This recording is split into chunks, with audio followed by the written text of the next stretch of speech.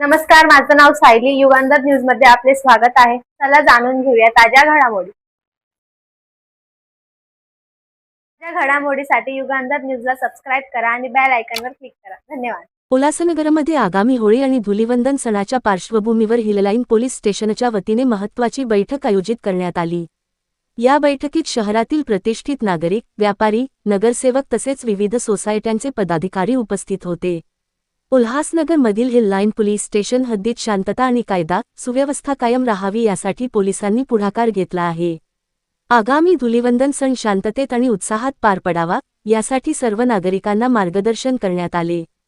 बैठकीदरम्यान काही नागरिकांनी धुलीवंदनाच्या अनुषंगाने होणाऱ्या त्रासाबाबत तक्रारी मांडल्या.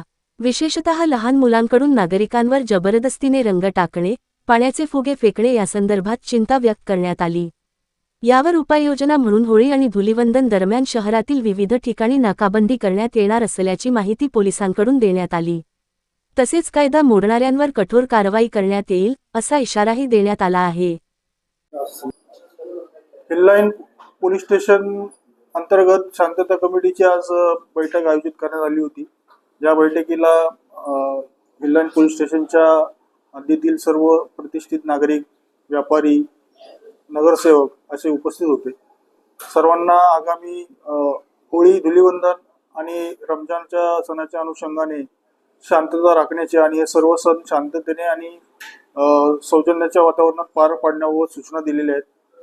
काही धुलीवंदनच्या अनुषंगाने लोकांच्या तक्रारी होत्या. त्या अनुषंगाने आगामी होळी आणि धुलीवंदनच्या दरम्यान आम्ही हिललाईन पोलीस स्टेशनच्या अंतर्गत आम्ही ठिकठिकाणी नाकाबंदीचं आयोजन केलेलं आहे.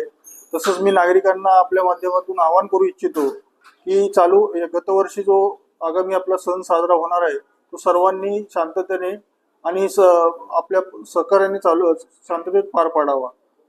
जी लहान मुलं इतर नागरिकांवर, रस्त्याने जाणाऱ्यांवर फुगे टाकतात, रंग टाकतात, त्यांच्यावर ह्या वर्षी आम्ही कठोर नजर असून आमची त्यांच्यावर कारवाई करण्यात येईल.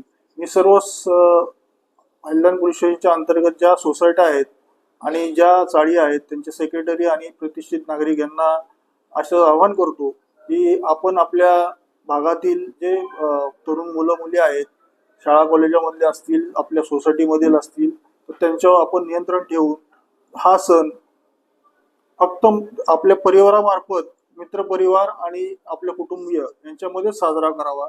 रस्त्याने जाणारे येणारे सर्वसामान्य नागरिक यांना कुठल्याही प्रकारचा त्रास होणार नाही.